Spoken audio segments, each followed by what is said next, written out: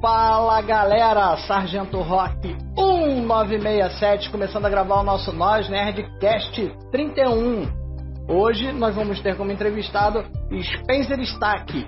Mas antes do Spencer dar o seu oi, tradicionalmente os meus parceiros de programa, Allen McDrawey.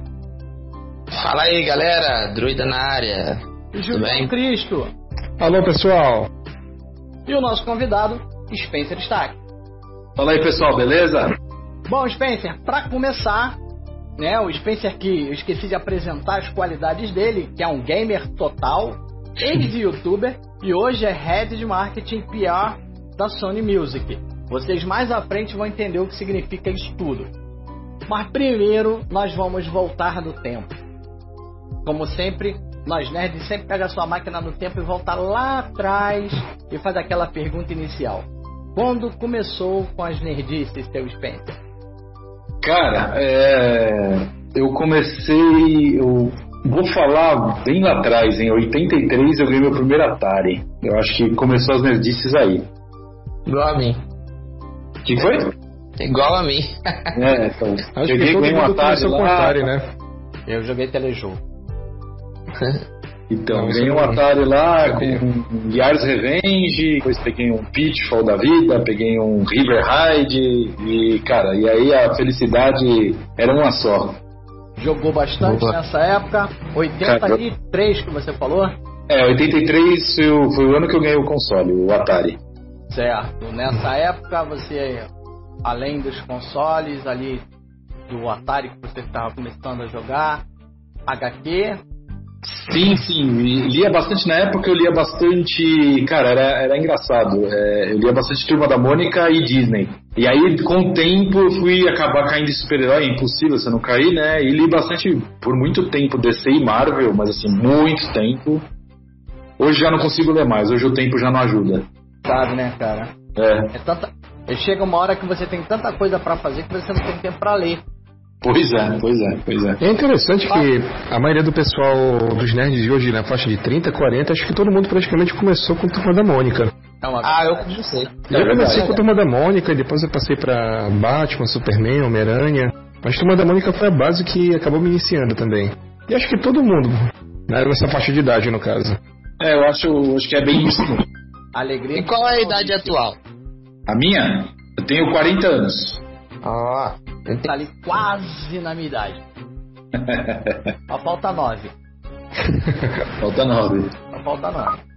E esse ano, já diz a minha tag, o 967.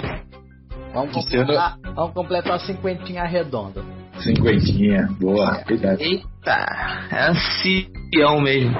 Ancião, pode crer. Tô quase chegando na idade de andar de graça de ônibus. Antediluviano. Vampiro antediluviano. Porra, mano, é sacanagem, antes do dilúvio não. Mas o Spencer, nessa época de menino, você curtia TV, série, desenhos? Curtia, cara. Eu assisti no cinema, eu lembro, assim, uma coisa bem nerd de se falar, eu assisti no cinema ET, cara, o Extraterrestre. Que naquela época o cinema, quando lotava a sala, você podia sentar no chão, né? Inclusive eu assisti o ET sentado no chão, nos degraus do cinema. Cara, de série, eu gostava muito de coisa japonesa, né? Eu gostava muito de Ultraman, Spectreman, então assistia muito Ultra Seven. E desenho, cara, não adianta, né? Se a gente falar que não cresceu vendo, por exemplo, um He-Man da vida, Thundercats, Silverhawks, cara, não tem como, entendeu? Cresci vendo isso, cara. Porra, demais. Essas séries são séries bem da década de 80 mesmo, né? Sim. E aí teve toda uma evolução de abertura mais ou menos à frente aí dessa década, mais pro finalzinho dessa década, mas aí já estamos passando por...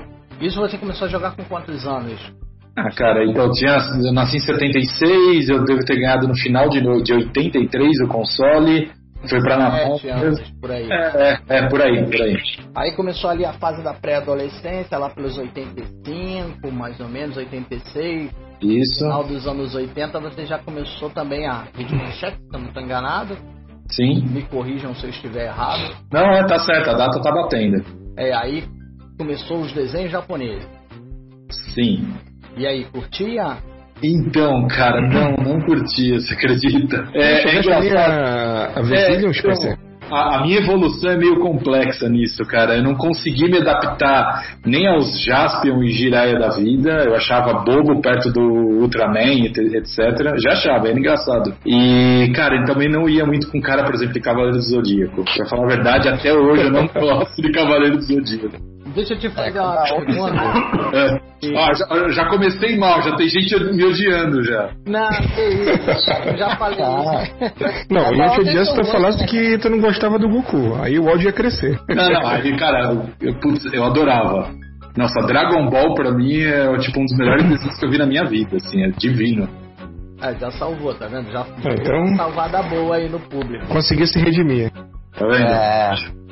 Porque na verdade eu curto alguns desses desenhos, não é o desenho, não é a história, é a narrativa. Isso eu sempre falei aqui pro pessoal. Aquela coisa demorada, enrolada. Aí o cara vai dar um soco, começa no capítulo 15, lá pelo capítulo, episódio 18, o cara ainda não deu o soco, ele tá conversando com o cara. Porque quando eu te der esse soco, eu vou arrancar a massa do planeta Terra do lugar, e bareré, tá. Lá pelo 30 o cara bate no cara, pelo amor de Deus. Não, e ainda vai falar antes de bater. Ainda vai falar antes de bater. Pois é. Tem um amigo aqui de Belém, eu acho que o Julião conhece, o Renato. Sim. Colecionador e um amante de Zelda, mas é também do Zodíaco. Tá. E ele mesmo falou uma coisa pra mim fantástica, né? Ele achava assim, o máximo do máximo do Cavaleiro do Zodíaco era o cara tava caído no chão, numa poça de sangue. E aí o cara, o Cavaleiro de Ouro lá, de touro, virava pro cara e falava assim: mas você não sabe de uma coisa, Seiya. Se quando eu fosse dar o golpe chifrada de touro, você defendesse o meteoro de Pégaso invertido pela esquerda, você me ganhava. Chifrada de touro. Porra, o cara ainda avisava que ia dar o golpe de novo. Pois é. É tipo assim, me bate, né? Aí eu falava, pô, não, é demais. Aí ele dava aquela aliviada, né?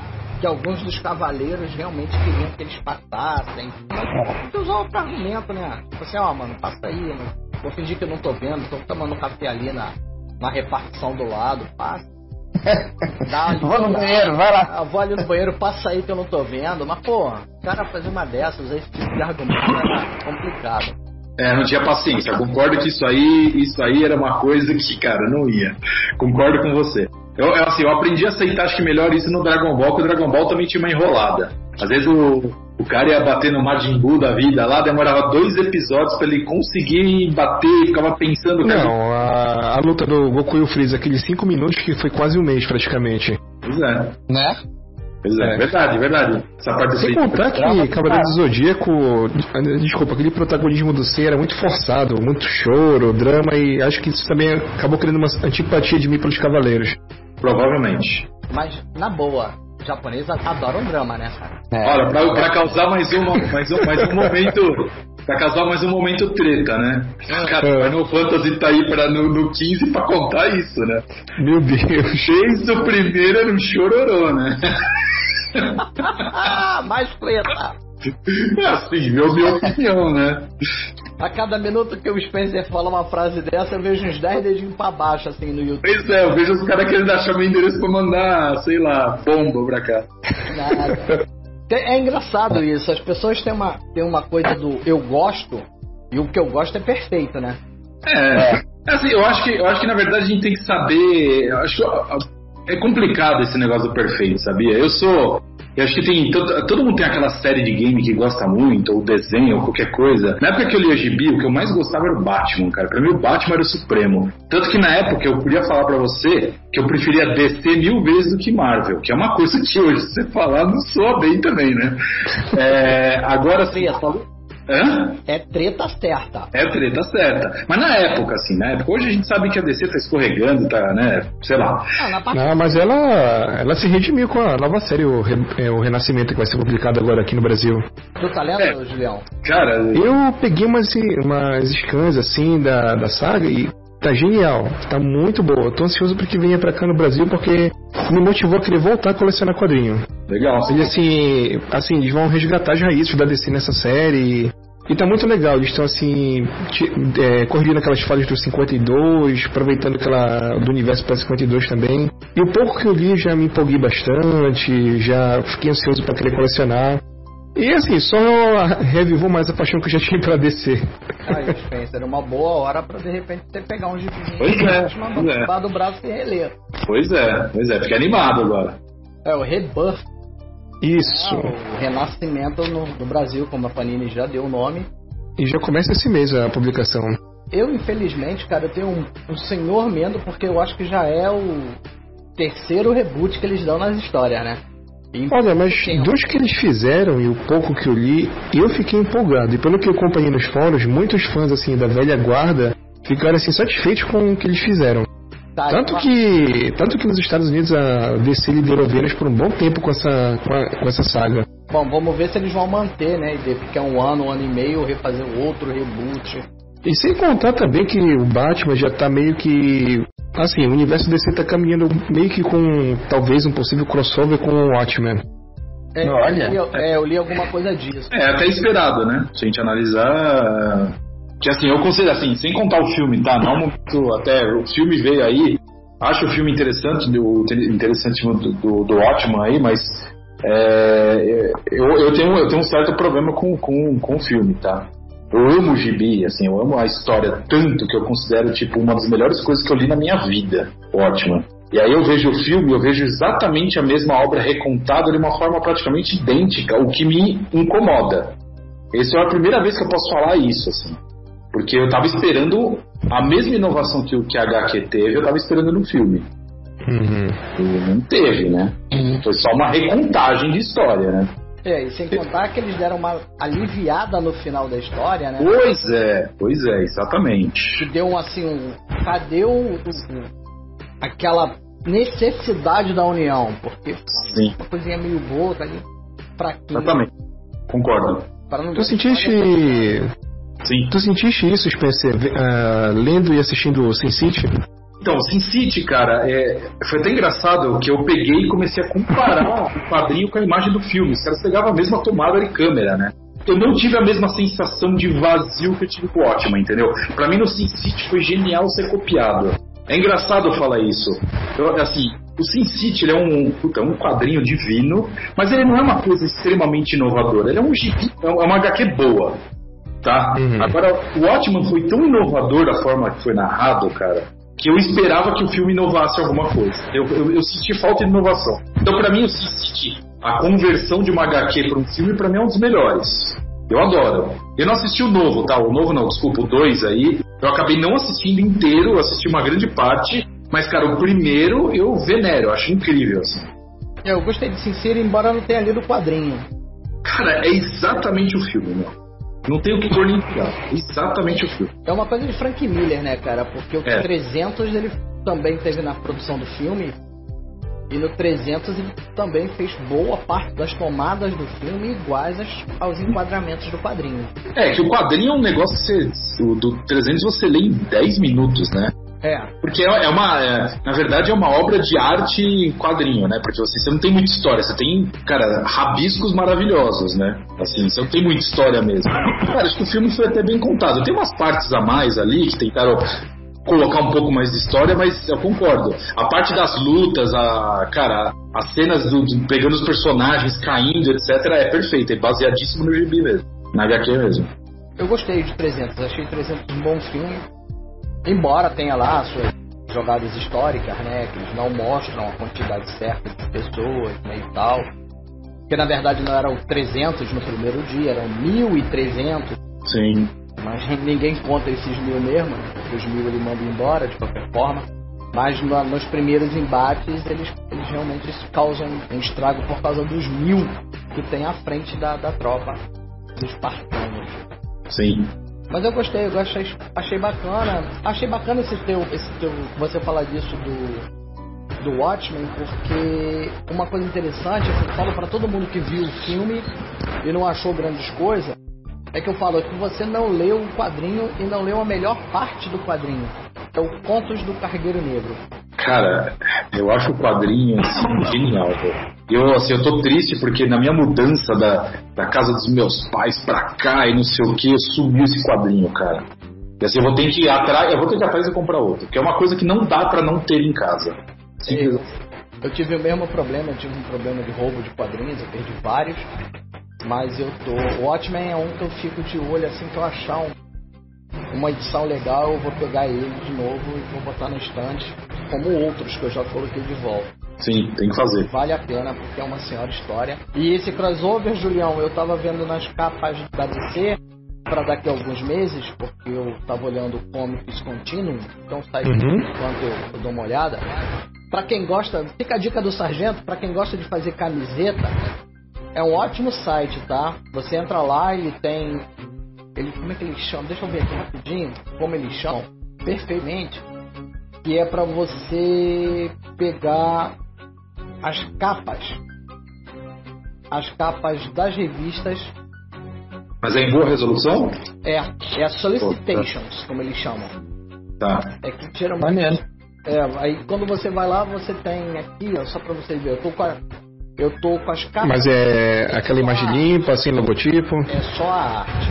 Ah, sim. Então eu vou abrir aqui só pra gente ver.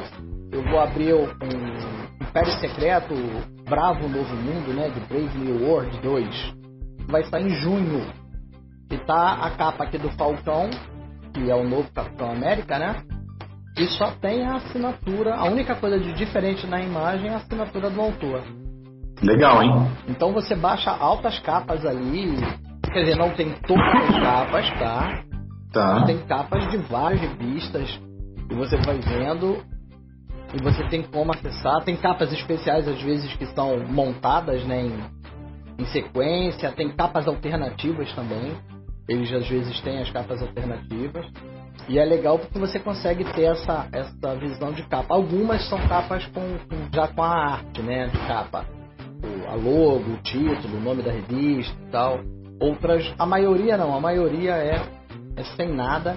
É só a arte da capa mesmo. O que é muito legal de ver, porque você consegue montar uma senhora revista, né? Uma senhora camiseta. Sim, verdade. Lá pra fazer. Eu já andei vários anos com várias camisetas assim. E eu acho que eu tô precisando refazê-la. E fica a dica, Comics Continuum. Eu vou botar o link pra galera na descrição. Aí, obviamente, né? Com o passar do tempo, você trocou de videogame, né, Spencer? Troquei, tem que trocar, né? Faz parte. E aí você saiu do seu Atari e fui para o maravilhoso Master System da Tectoy. Muito bom. Muito bom. Eu vou confessar o meu crime pra vocês, Spencer, porque quem acompanha o Nós Nerds me conhece. Eu tive Atari. Pouco depois da Atari eu peguei um computador 8-bit. Dali pra cá, praticamente, eu joguei assim, esporadicamente, em um videogame ou outro até o Nintendo Wii, de posse, né? Tá. Antes disso eu pulei aí a maior parte dos jogos dessas gerações porque eu jogava em PC. Tá, faz sentido. Esse aqui é a minha contribuição pros dedinhos pra baixo. Mas eu cheguei a alugar Master System, Nintendinho, Super Nintendo. Aí, enquanto eu alugava jogava um jogo, ou ia na casa de alguém. E qual era o jogo do seu Master System que você mais gostava? Cara, eu comprei o Master System eu considero um dos melhores jogos que eu joguei na minha vida. Eu achei ele no momento, ele foi lançado junto com o console, que era o OutRun. OutRun. É um nome não me é estranho, só não me vem a imagem. Agora eu te lembro com prazer, cara. Era um jogo que você dirigia uma Ferrari Testarossa conversível e na hora que você podia bater, o carro capotava, a menina voava para um lado, o cara voava para o outro, por aí vai. Ah, tá. Eu puxei aqui o OutRun e já vi as telinhas e lembrei. Geralmente era no litoral paradisíaco, né? Isso. Isso não jogo criado pelo mestre Yu Suzuki. Exatamente, tá aqui dito. Jogo de 86. Sim. E aí você continuou, né? No Master System durante até tempo. Aí no Master a gente joguei umas coisas boas, tipo Shoplifter, Altered Beast, todos aqueles clássicos, né? A SEGA, acho que pra mim, pra questão de infância, acho que foi uma das empresas mais importantes. Eu não imagino, assim, eu fui um ceguista por um bom tempo. Aí automaticamente, por ser um ceguista, você vai pro Mega Drive, né? E aí eu comprei o Mega Drive. Ah, com certeza. Sonic, então, foi uma coisa que eu gosto muito, pelo jeito, né? Cara, eu tenho uma coleção de Sonic aqui, cara, que é chegou a ser uma das melhores coleções de Sonic da América Latina. Uou! Assim é bom, a gente tem colecionadores extremos. Então, ela tem alguns itens aqui dentro, valem um dinheiro absurdo, mas ele já é uma coleção mais normal, eu não acabei não atualizando muito, né? Então as coisas mais atuais eu não tenho. Aí você se torna adulto, é complicado você seguir o coração às vezes, né? Você começa a olhar outras coisas, né? Você para de olhar a televisão ou videogame legal, você decide que tem que comprar roupa pra trabalhar, né? E aí já era, né? Deixa eu perguntar, casado?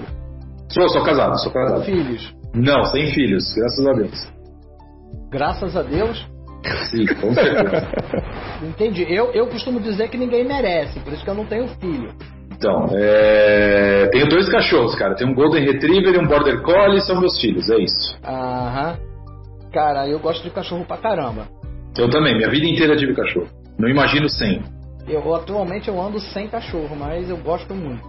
Eu não imagino. Se acontecer alguma coisa com os meus, um mês depois eu tô com outro. Não tem como. Prefiro felinos. Normal. Felinos eu tenho uma alergia a nível de tipo 15 minutos do lado do gato, já pode me internar, passa uns 2-3 dias internado. Ui! Eita! Eu tenho alergia a 3 coisas na face da terra, cara. Corante vermelho número 5, que é aquele da bala de canela redondinha, vocês lembram, né? Uhum. Tem. Língua, saliva de gato e pelo de gato.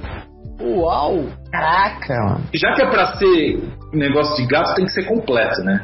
Então, você que ficou com raiva do Spencer, pense bem, uma solução de É uma solução, manda um gato pra cá. Mande gatos pra casa dele. Saliva num dardo e você causará um grande dano no Spencer. Parece até coisa de ninja, né? Verdade. O cara se descobre e faz um dano na Natal. Parem com isso, gente, por favor. Deixem ele. Afinal de contas, daqui a pouco vocês vão entender porque que o Spencer é muito importante para o nosso mercado de game. E aí, seguindo o rumo da história, chegou ali nos 18 anos, começou a faculdade, coisas do tipo. Sim, então, aí eu acho que tem uma parte da história que vocês não conhecem, na verdade. Opa! Eu com 17 anos de idade eu já comecei a escrever sobre games em revista especializada. Cara, que massa!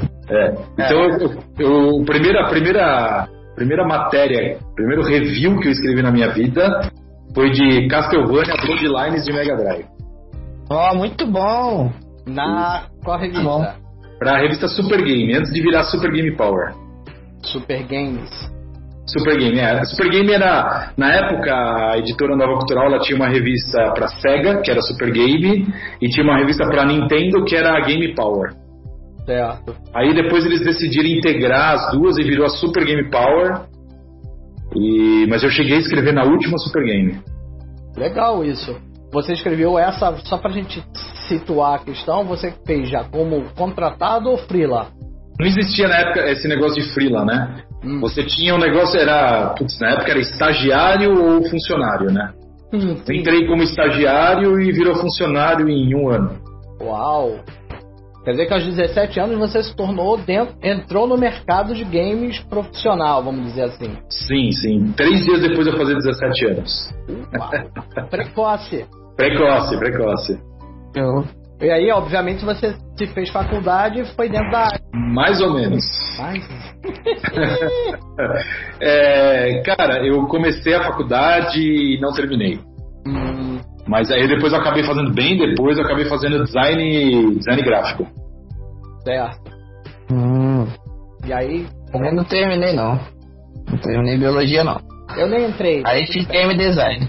Eu nem entrei, e aí desisti da ideia. Na época foi uma coisa assim, eu tava lendo muita revista vindo de fora, né, muita informação vindo direto dos Estados Unidos na área de informática, Aí eu fui conversar com um cara que tava no segundo semestre de faculdade. Eu perguntei, o que você tá aprendendo lá e tal? Aí ele, isso, Pascal, COBOL, não sei o quê. E aí eu virei, o que você acha do 386, cara? Do processamento, que na época era o máximo, né? Que era multiprocessamento, né? Que ia ter processamento paralelo no mesmo processador. Olha, hoje em dia tem 8 núcleos no processador. Naquela época tinha um processador com dois processamentos. O cara olhou pra mim e falou assim, sei não tô sabendo não. Aí eu pensei, vou entrar na faculdade, vou ficar 4 anos parado no limbo, quando eu voltar, tô ferrado, né? Tô sabendo mesmo do que quando eu entrei. Eu vou ficar fora, aprendo na marra, como eu faço até hoje. Atualiza, sozinho. Vou me atualizando sozinho. Quando o cara sair da faculdade, eu tô no nível dele. E acabou que muita gente que fez faculdade naquela época, infelizmente, acabou ficando a pé, porque COBOL, Pascal, as linguagens de programação de alto nível, que chamava, né? Chamavam assim. Hoje em dia você não usa mais. Pois é, viraram obsoletas, né? Viraram obsoletas. Aqueles computadores de tamanho de uma sala, hoje são vários computadores em uma sala. Pois é. Coisas que acontecem. Mas Spencer, diz aí, essa época, como é que era trabalhar com videogame? Era completamente diferente de hoje, né, cara? Por exemplo, pra você jogar um jogo, fazer um guia de um jogo, que a gente, no caso, o termo detonado foi criado na Super Game Power, né? Pra fazer um detonado, cara, a gente tinha que ir na raça, não existia guia, né? Você não tinha internet, você não tinha nada. Então você tinha que seguir, cara, você realmente jogar o jogo de ponta a ponta. Deixa eu te fazer uma pergunta. Não tinham nem revistas de fora? Não, tinha. Cara, a gente às vezes usava, mas, por exemplo, nem as revistas de fora elas davam muito guia. Você pegava, por exemplo, a Electronic Game Monthly, aí você tinha a Game Pro, a própria PC Gamer, que tá de pé até hoje aí. Essas revistas, cara, elas não tinham guia do jogo. Era uma coisa meio maluca, assim. Você tinha a EGM, cara, ela dava um guia a cada 3, 4 revistas só. E às vezes quando ela dava um guia, vai pegar um Zelda de Super Nintendo da vida aí. Cara, ela 4 revistas seguidas falando do jogo. Era 4 meses de guia, né? Era uma coisa bem atrasada, se a gente comparar hoje. E a Super Game Power, cara, ou a Super Game, no caso, Game Power lá, elas começaram com esse negócio de você querer fazer um guia, e, cara, era um guia por revista. Só que, às vezes, o guia que era legal, a gente tinha o Akira dentro da redação, que era um cara fantástico. Não, ele tá vivo, né? Ele é um cara fantástico. Ele era muito bom com jogo de luta, né? Então, assim, então a gente fazia muito guia de jogo de luta, que é uma coisa que hoje em dia não faz sentido. Mas a gente ensinava combo, ensinava essas coisas, que acabava se tornando o principal e facilitava um pouco a dor de cabeça de fazer o guia de um jogo até o fim, né? Eu lembro que eu tinha uns guias desse de Street Fighter, Mortal Kombat. Pois é. É porque eu não sei, porque, como eu falei, eu não jogava nessa época, eu não jogava console, eu estava jogando no PC, eram outros jogos. Sim. Mas nos jogos não tinham o que a gente tem hoje, você aperta a pausa e abre lá a lista de golpes, né? Não tem, né, cara? Não tem. Na marra, né? Na marra. E assim, aí você para pra pensar, cara, Mega Drive pelo menos tinha o botão de pause no controle, mas no Master System o botão de pause era no console. Tá? E aí é o seguinte, se você esbarrava na fita que era do lado do botão, travava o jogo, você perdia tudo. Então assim, a gente tinha um universo que era bem difícil. E pra gente, por exemplo, como a gente fazia os guias lá? A gente gravava tudo em fita de vídeo e capturava em placa de captura. Aí você capturava a imagem. Isso. Porque assim, quando você tem o jogo, era mais ou menos fácil você ter as imagens, né? Você ia fazer um review, alguma coisa, a Tectoy ou qualquer outra empresa na época, Playtronic, né? Que era a Nintendo, que era Gradiente mais Estrela, eles mandavam pra gente as imagens dos jogos, mas essas imagens que eles mandavam normalmente não era nem imagem digital. Eles mandavam o filme revelado no positivo, né? Mas mesmo assim, de alguma forma, quando você tem scanner, etc, era fácil você trabalhar, a qualidade era boa, ok. Mas na hora de você fazer o guia do jogo, você tem que gravar o jogo de ponta a ponta. Não tem como você mostrar o cara na praia lá sentadinho, ouvindo a imagem da própria Nintendo, e você tá falando de um calabouço. Você tem que usar a imagem do próprio jogo. Então a gente tinha que gravar tudo em fita de vídeo. De ponta a ponta. De ponta a ponta. Isso, alguns jogos que Até pela própria dificuldade que alguns jogos tinham, 10, 12 horas de jogo, talvez. Até mais. Para pensar em, cara, Phantasy Star 2, Phantasy Star 2 eu fiz o guia. Cara, hoje, se você for jogar no emulador, é um jogo infernal de difícil, cara. Verdade. Esse foi um dos jogos que eu sempre tive vontade de jogar e nunca apareceu pra mim. Cara, esse talvez valha a pena você correr atrás de um emulador. Aí ele foi traduzido pela Tectoy, então você vai achar provavelmente ROM dele em português. Isso pra você achar cartucho, cara, se você em português ainda, você tá lascado. Se você achar no Mercado Livre da vida, eu chuto que você vai achar por uns 200 pau, cara. É bem difícil. Esses jogos brasileiros aí traduzidos são bem difíceis. É mesmo. Aí daí, da redação da revista...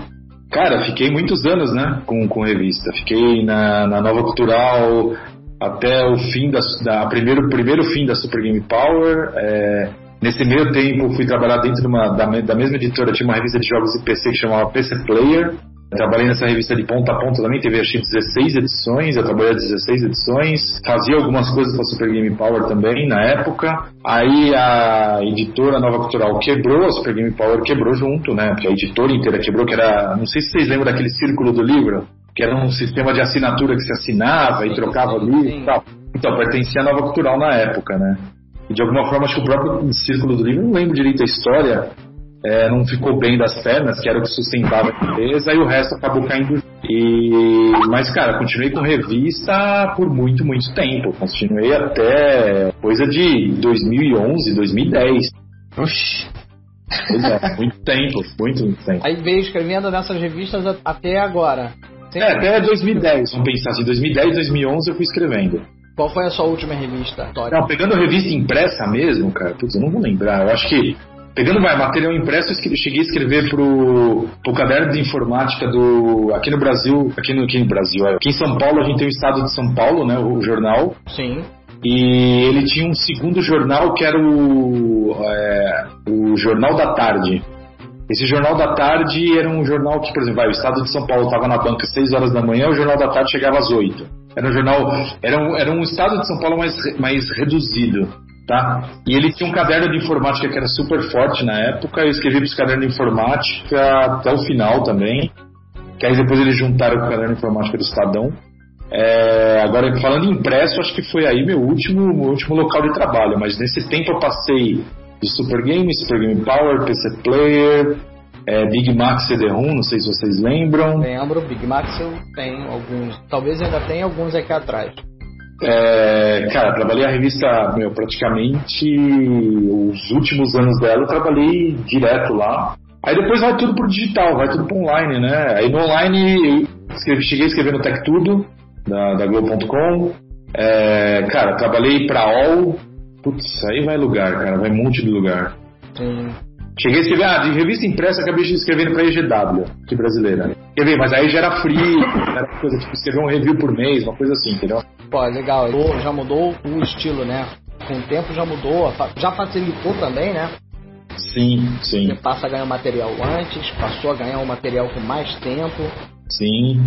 Na verdade, a gente acho que o mercado brasileiro na época lá atrás, se pegar os jornalistas mais clássicos, aí você pega um Fábio Santana aí, que é hoje assessor da Capcom, você pega um Pablo Miyazawa aí, que é o editor-chefe da IGN, cara, Theo Azevedo, que é o do All Jogos. Você pega esses caras que foram uns ícones do passado, assim, eles... Cara, a gente acho que lutou. Era uma coisa que cada um lutava por si, lógico, né? Porque cada um tem que trabalhar em uma revista, mas são pessoas que lutaram para que o Brasil fosse reconhecido. Porque até então, cara, a Europa e os Estados Unidos recebiam jogos antes. Recebiam e podiam testar o jogo antes. Ou, tipo, se esse pessoal ia para uma E3, cara, lá no comecinho da E3, ou a CES até, a Consumer Electronic Show, cara, a gente chegava lá, era praticamente ser visitante do evento. Você não tinha entrevista agendada, você não tinha nada. Você chegava lá realmente como mais um visitante, e você fotografava e cobria isso dessa forma. Hoje o Brasil é reconhecido exatamente porque essas pessoas lutaram por isso, né? Foram atrás de entrevistas, de a gente começar a correr atrás de nome. Cara, eu lembro, assim, acho que uma das coisas mais marcantes, assim, na minha cabeça foi o lançamento de um jogo chamado MDK. Vocês lembram disso? MDK, sim. lembro. Então, chama Murder Death Kill, né? Cara, o MDK, eu conhecia o criador do jogo, que é o criador também do outro. E, tipo, eu já tinha trocado uns e-mails com ele. Quando ele fez o lançamento, cara, putz, eu consegui uma entrevista com o cara. Pra mim, isso foi um dos momentos, um dos ápices da minha vida. Bacana. E assim, aí o cara deu entrevista pra gente, ele mandou um pôster autografado pra redação, mandou um jogo pra gente. Era uma coisa, cara, imagina você ganhar o jogo por correio, né, cara? Você recebeu o jogo, tipo assim, o jogo vai sair dia 15, você recebeu o jogo no dia 2, um jogo que vai sair dia 15, você já recebeu o produto finalizado na sua mão, mas, cara, nessa época foi uma emoção, assim. Aí a própria Tectoy se fortaleceu nisso, a Playtronic, a gente ia lá testar os jogos antes, pegava cartucho de Mega Drive, jogo de Saturno, testava versões incompletas, mas, cara, demorou pra gente chegar nisso. Época que demo saía em revista. Pois é, cara, pois é. Começo do CD-ROM, né? Também. Pois eu colecionei bastante revista do CD-ROM, tem muito jogo ali que eu joguei. Demo, aí depois em algumas edições à frente o jogo saía completo. Era muito interessante, é um mercado muito interessante de você ver como foi o crescimento, como foi a mudança, né? E a galera aí que de repente tá hoje sem saber como é que funcionava, tá descobrindo aí como eu, que não fazia ideia, que você gravava em vídeo para capturar a imagem, para gerar uma foto, né, um fotolito e tudo mais e imprimir. Sim. Eu confesso que essa era a minha grande curiosidade, saber como eles faziam para capturar uma imagem tão bonita do jogo. A gente tinha o equipamento de gravação, não era um equipamento básico, mas também não era o mais avançado porque era caríssimo. A gente não tinha um equipamento de cinema. A gente tinha um videocassete que a gente chamava de profissional. Era um videocassete, na verdade, em vez de ele ser VHS, ele era Super VHS. Então ele tinha uma resolução um pouco maior, entendeu? Aí a gente capturava, já existia Photoshop na época, tudo, então a minha parte, a parte de quem jogava era tipo, a gente não escrevia sobre o jogo, a gente na época era chamado de piloto, né? Então a gente escrevia, pegava um pedaço de papel, escrevia em bullet points mesmo, assim, os principais pontos do jogo que eu gostei, o que eu não gostei, o que eu achava legal. Eu gostei do visual, a história é muito legal, o personagem principal é meio fraco. Escrevi esses pontos que aí o redator escrevia e a gente relia a matéria. Isso foi no começo, tá? Na época que eu tinha 17 anos de idade, vai. E aí eu ia pra área de captura, entrava lá com o videocassete embaixo do braço, ligava nas placas, num Macintosh na época, que era uma fortuna, né? Cara, e ia lá capturando, ficava... o videocassete, ele tinha cara, tipo um botão, vou tentar mais ou menos lembrar do iPod. Lembra que você tinha o iPod, aquele botão rotacional, que você adiantava, antecipava a música? Você lembra disso? Sim. Então, você tinha isso para você poder adiantar e voltar a cena do videocassete. Você não tinha que apertar play, voltar na mão. Você tinha esse botão rotatório que facilitava muito na hora de capturar. Porque você voltava, às vezes você falava assim, putz, eu quero pegar o cara dando a espadada no chefe. Cara, às vezes você demorava, sei lá, 10 minutos para chegar nessa imagem, porque você tinha que ficar naquela rodinha virando. Mas é bem mais rápido do que você ficar tentando apertar o pause no videocassete, né? Então, assim, aí a gente capturava as telas e ela capturava a versão bruta. Aí tinha uma pessoa que era responsável em tratar as imagens. Então, o que ela fazia? Como tudo era pixel na época, né? Então ela estourava a imagem na maior quantidade de pixels possível, dava aquela iluminada no pixel no Photoshop, ele mudava um pouco as cores e pronto.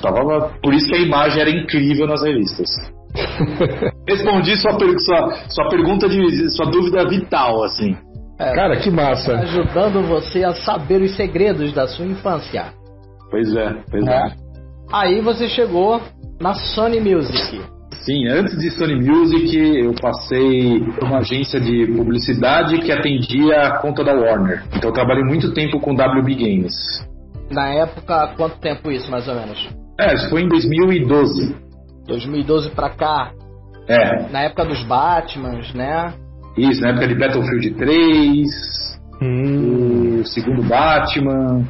Certo. O segundo Batman qual? O Arkham City, não era? E foi? O Arkham City.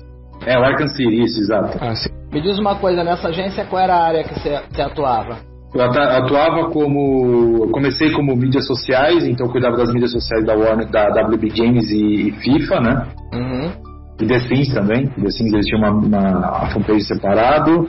Foi aí que eu conheci até o Fabrício Calef, que é o meu parceiro no Save That Mango, né, no canal de YouTube. E aí, cara, fiquei um bom tempo com isso, até a hora que eu acabei crescendo lá dentro, virando meio que um gerente de conteúdo.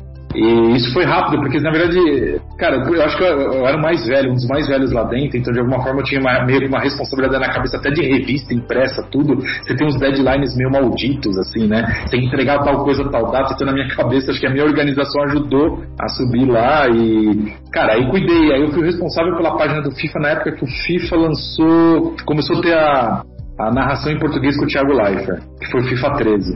Sim.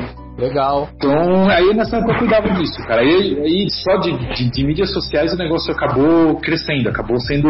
A agência atendia a outras coisas deles. Eu acabei participando desde a parte de inteligência. Então a gente não fazia não pensava só no social media, eu pensava até nas ações de marketing da empresa e tudo mais que ela fazia. Então foi aí que eu acabei adquirindo bastante experiência com marketing. Certo. Diz uma coisa pra mim. Nessa época a EA e o Warner no Brasil trabalhando juntos, né? Exato. Como é hoje.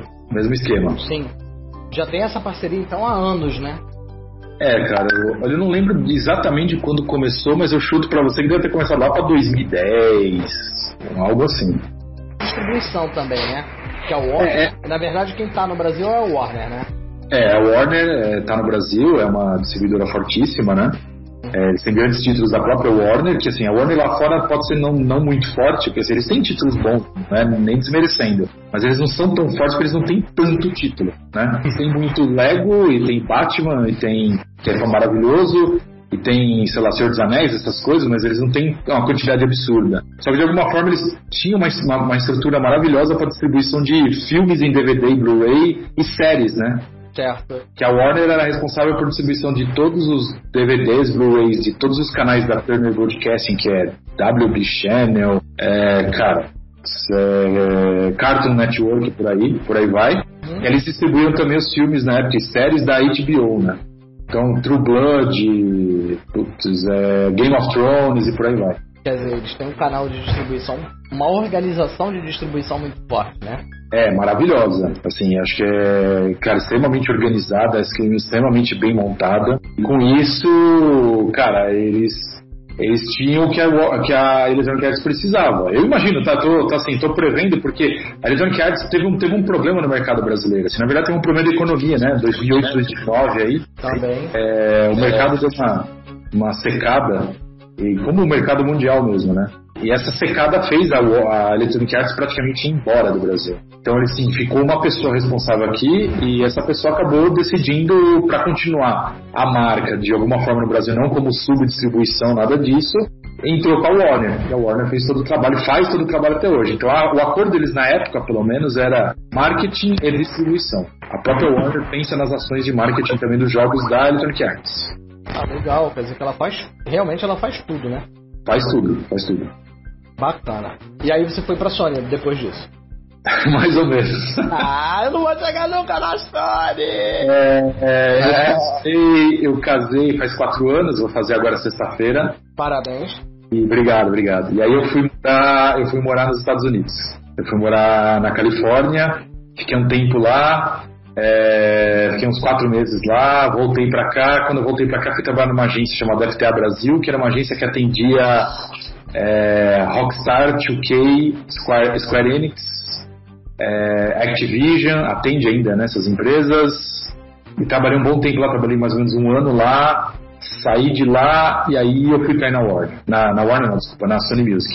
Nessa agência você também fazia o marketing delas? Então, aí o trabalho era um social media e um planejamento de lançamento pro Brasil. Aí entra mais marketing mesmo, tá? Os caras têm um pacote meio fechado que eles vêm pro Brasil, assim, às vezes, certas empresas, assim, depende de cada publisher, tá? Mas assim, a empresa normalmente fala assim, eu quero seguir por esse caminho. Raramente você consegue mudar a estratégia dos caras. Por exemplo, eles falam assim, eu quero uma propaganda na revista tal, eu quero banner no wall, eu quero propaganda no Facebook, eu quero Facebook Ads e Google AdWords. É isso, entendeu? Aí a gente pegava isso e fazia. Quando a empresa tinha uma cabeça um pouco mais aberta, a gente conseguia pegar esse dinheiro e trabalhar um pouco melhor, que aí a gente ia para influenciador, que aí ia para youtuber, né? Zangado, Vida, ia pro Enguiléu e por aí vai. E aí você consegue direcionar a sua propaganda para as pessoas que vão dar mais efeito também, né? Exatamente. Porque às vezes eles têm uma visão lá de fora de empresa, não dando opinião, só colocando um exemplo. O cara olha lá de fora, a UOL, vê a UOL tem tantos acessos, mas ele não sabe que a UOL tem tantos acessos por mês, porque também tem toda a outra estrutura de UOL, né? De notícias, de política, de esporte, de conteúdo culinário, de moda. Isso leva também pro game, né? Ou às vezes eles pegaram a opinião de uma pessoa errada. Eu acho que videogame é um mercado muito próprio, assim. Porque assim, você tem um monte de marqueteiro, publicitário aí que abre a boca pra falar do geral, né? Então aí você pega, por exemplo, não desmerecendo o UOL, pelo amor de Deus, até pelo poder que é o UOL Jogos e como os caras são fortes e importantes pro mercado brasileiro, mas pensa o seguinte, pegar uma situação, um Terra da vida, que o Terra nem tem mais uma área de jogos hoje. Pegar assim, chega pra um cara e fala assim, olha, eu acho que um ótimo lugar pra você anunciar, você tem o UOL e tem o Terra, mas o Terra é mais barato, hein, cara? Talvez valha a pena. Aí o cara vai lá anuncia num Terra que não tem nenhum portal de jogos, não tem nada. Aí você entendeu? O cara usou a métrica da cabeça dele que faz sentido. Ele pegou um grande portal de notícias, só que infelizmente não tem games. Então assim, eu acho que marketing, quando você fala um pouco desse mercado de games, né, pegando marketing, pegando até o próprio gerência de produto, essa coisa, você precisa ter um entendimento melhor do que é game, senão você vai jogar o seu dinheiro fora. Isso é verdade. Você vê aí, de repente, o cara dá um tiro no escuro, né? Eu já vi muita coisa sendo feita errada. Tudo é destinado ao público-alvo, né, cara? Que é o principal. Quem? Que é o público-alvo, saber o que eles veem, o que eles gostam de ver, pulsar, né? Pra poder você estar lá. Pois é. Eu imagino o cara falar, não, o R7 é um ótimo portal de notícias, tem muita notícia boa, tem muita gente que vai lá ver, põe o GTA lá. Então... E no dia seguinte sai a matéria lá do cara gritando, né? Jogo do inferno, maldito! Cara, esse tipo de coisa sempre vai acontecer, mas assim, de alguma forma, eu acho que, cara, por isso que precisa ter uma boa coordenação. Não é falando bem do meu trabalho, logicamente, mas eu acho que tudo precisa ser bem estruturado para você fazer um lançamento aqui. Então, assim, de alguma forma... eu acho que, por isso que eu falo que o mercado de games ele é um mercado muito diferente, cara. Porque assim, por exemplo, você entende de carro? Cara, eu entendo o que eu leio por aí. Eu tenho um irmão que é engenheiro, que às vezes ele abre a boca e fala, olha, essa marca não, mas essa é legal. Você entendeu? Assim, tem um pitaco. Mas aí quando você vai falar de videogame, cara, você não vai falar muito de um produto, você vai falar um pouco de um coração aí, talvez, né? Porque você vai falar assim, por exemplo, você vai pegar um amigo seu que, cara, não conhece nada de videogame, cara, fala, putz, o Eduardo, cara, quero comprar um videogame, o que você me indica? Você vai falar com o seu coração, cara. Você vai falar, vai comprar o Xbox, cara. É isso. Pôr a alma, né, no negócio. Entendeu? Você vai pelo coração do negócio. Se o cara perguntar pra mim eu responder o PlayStation, eu não vou estar sendo sincero. Tem uma tatuagem do Gears of War no braço, cara. Entendeu? É aquele negócio assim de tipo, o cara, não, compra. Entendeu? Não. Só que esse lance é meio complicado. Mas assim, de alguma forma, essa nossa bagagem acaba somando muito pro mercado. Por exemplo, quando alguém vai falar de um GTA, a gente já sabe onde você vai trabalhar. Eu, na minha cabeça, eu já sei. Você fala assim, vai ser o GTA 6. O jogo é seu. Onde você vai botar esse jogo? Putz, cara, estala o dedinho, né? Eu falo assim, beleza, peraí. A lista aqui, ó. Tá aqui, tá pronto. A gente já sabe trabalhar, né? Já sabe onde colocar. Sim. É importante você conhecer também todo o mercado. Mas me diz uma coisa, Spencer. Ainda é em construção? Você acha que o Brasil já tem um mercado de mídia, de games? Mercado não, que mercado é sempre volúvel, né? Ele tá bem hoje, amanhã não tá, e o dólar sobe, o dólar desce, e muda a política. Mercado é uma coisa muito grande, para dizer assim. Mas a mídia, as distribuições, ainda tem muito para melhorar? Tem espaço para melhora? Eu acho que tem espaço para melhora, mas eu acho que o básico está feito. Eu acho que... Você falou de mercado, eu acho que você colocou os pontos principais, assim. Eu acho... Toda vez que a gente lê muita matéria falando, né, estatísticas, falando que o Brasil é o quarto maior mercado de games do mundo. Cara, só que quando você soma jogo mobile no meio, né? Por exemplo, eu não jogo jogo mobile. Cara, meu celular é um material de trabalho, exatamente como é meu computador, cara. Meu computador é um material de trabalho. A única coisa que tem fora do normal é o Spotify e o fundo de tela. O resto é trabalho. Eu não tenho jogo instalado, não tenho nada. O celular é a mesma coisa, cara. Tem o Spotify também, né? Pra variar. E também tem o fundo de tela de um jogo que eu tô jogando, de alguma coisa que eu gosto, e por aí vai. Quando você fala de mercado, cara, realmente essa última crise que veio no Brasil, ela derrubou muito o nosso mercado. Não falo isso só em nome de Sony Music Games, não, cara. Eu falo isso em geral, assim. Caiu muito o nosso mercado. E quando você vê essas estatísticas, assim, eu leio essas estatísticas e falo, o Brasil é o quarto maior mercado, Brasil não sei o que, 52% do público de gamers são mulheres. Cara, não faz sentido. Não faz sentido. É generalizar demais, entendeu? É você virar pra mim, a gente começou o papo falando de HQ, né? É a mesma coisa de virar pra mim e falar assim, eu virar pra você e falar assim, cara, HQ é Turma da Mônica, cara. Não, Spencer, mas tem Marvel e DC. Que Marvel e DC, cara? É Turma da Mônica. É Turma da Mônica, cara. Mas não tem nada a ver com Marvel e DC. Não, cara, esquece. É Turma da Mônica. HQ é Turma da Mônica. Não é Turma da Mônica. Turma da Mônica é uma fatia do mercado, é uma coisa, entendeu? Jogo mobile é uma coisa, jogo de console é outra. Um jogo mobile, o cara gasta, se ele gastar pra comprar o jogo, ele vai gastar o quê? R$2, R$5, R$15? Quando a gente vai comprar um jogo de lançamento na loja lá, a gente vai gastar 200 pau, cara. Exatamente. Gasta com força, né? E gasta com força e dói, assim, às vezes você compra, você chega em casa e não é aquilo que você queria jogar. Ainda tem esse risco, né? Ainda tem esse risco. Você comprar um jogo, às vezes você compra achando que o jogo vai ser a tua melhor aquisição do ano. Pois é. E ele te decepciona em algum critério ou no todo. Sim, pois é. Eu já passei por isso, é triste. É triste, mas cara, a gente entra em outro porém, que é uma coisa que eu tenho batido muito nessa tecla, é uma coisa Spencer de ser, tá? Aí eu sou meio teimoso também. Além de a gente ter esse problema de quebrar a cara, por exemplo, eu vou dar um exemplo besta que não vai fazer sentido, tá? Por exemplo, descer o sarrafo no último Call of Duty, né? Cara, eu joguei o jogo, eu acho o jogo espetacular. Eu adoro Call of Duty, eu achei ele espetacular. Aí me falaram, como assim, cara? E o Battlefield 1? Não, Battlefield é melhor, eu concordo com você, cara. Mas, cara, Call of Duty é demais. Mas aí você tá falando do ponto de vista de um cara como eu, que gosta de jogar campanha. O multiplayer, cara, eu nem tentei o multiplayer dele. O último multiplayer que eu joguei foi o Black Ops 3, que eu vi que tava divertido pra caramba, e joguei um pouco só por diversão mesmo, just for fun. Mas assim, a gente vive um momento meio estranho disso, porque assim, o mercado brasileiro, ele parece que ele tá encolhendo. Eu não vou falar isso dessa forma, parece que eu tô falando que Call of Duty lá fora foi um sucesso e aqui no Brasil não foi. Mas, por exemplo, fora desses títulos principais aí dos últimos jogos que foram lançados aí, o que vocês gostariam de comprar que é um título mais obscuro? Rapaz, complicado isso assim, do bate-pronto. Bate-pronto. Cara, agora a pergunta é pra gente. Pra vocês. Assim, eu não comprei um título que saiu e pouca gente jogou, Necromancer, eu fiquei de olho, assim, de longe. Não, mas o que é o Technomancer? O Technomancer, Tá, beleza. O Dishonored 2, que eu não vi esse movimento todo de mercado em volta. Assim, vi muita gente falando, mas não vi ninguém jogando. Tá.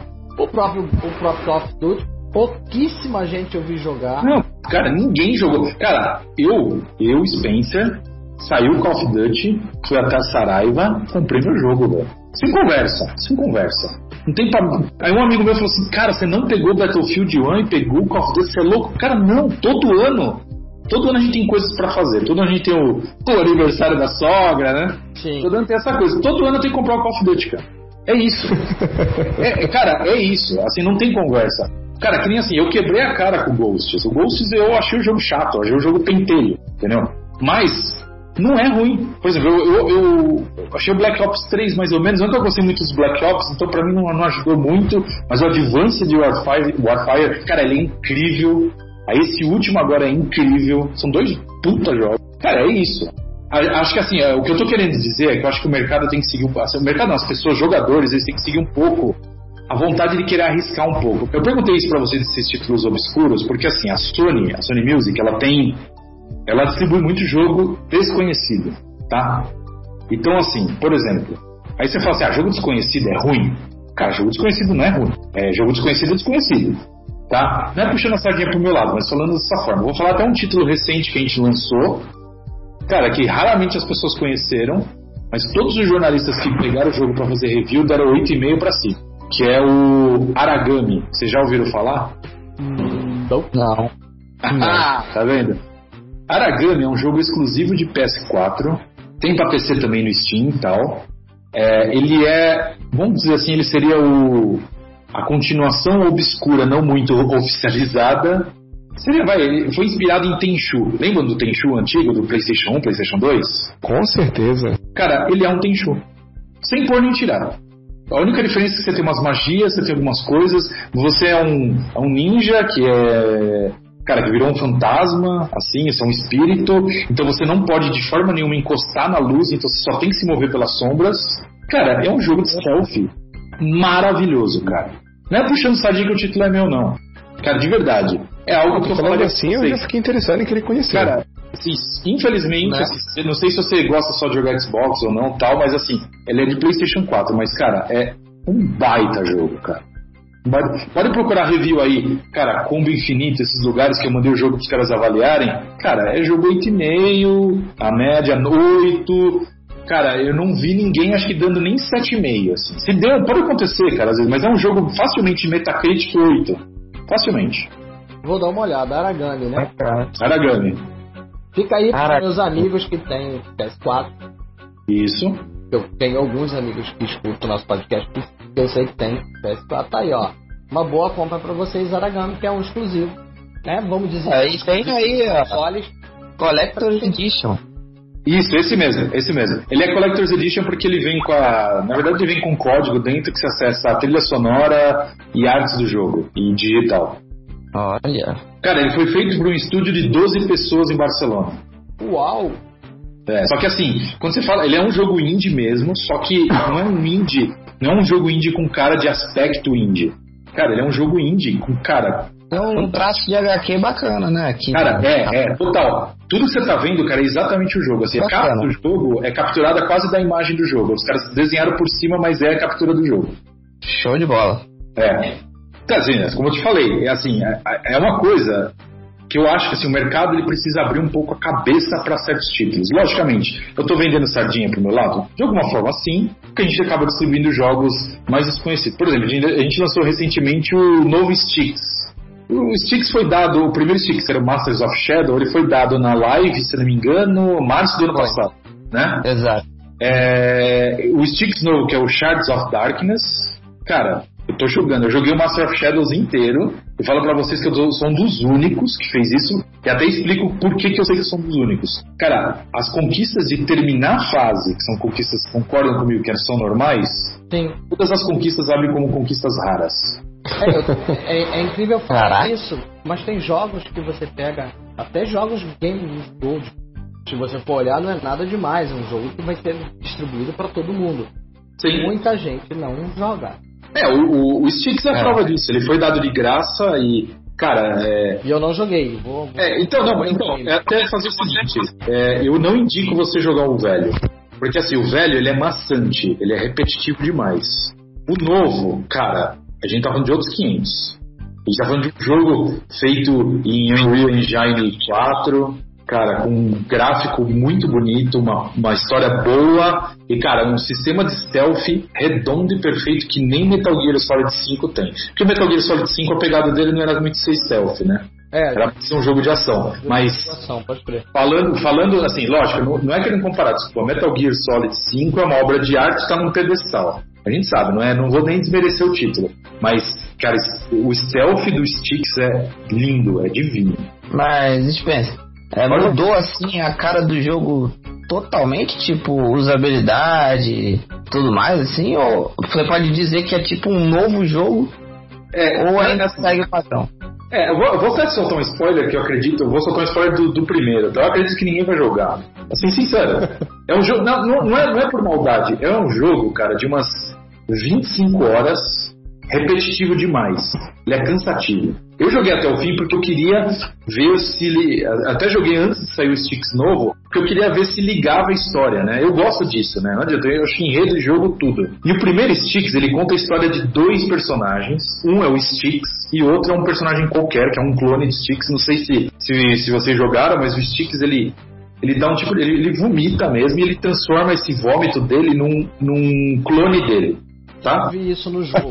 Eu vi isso no Inside, eles mostrando como rola o jogo.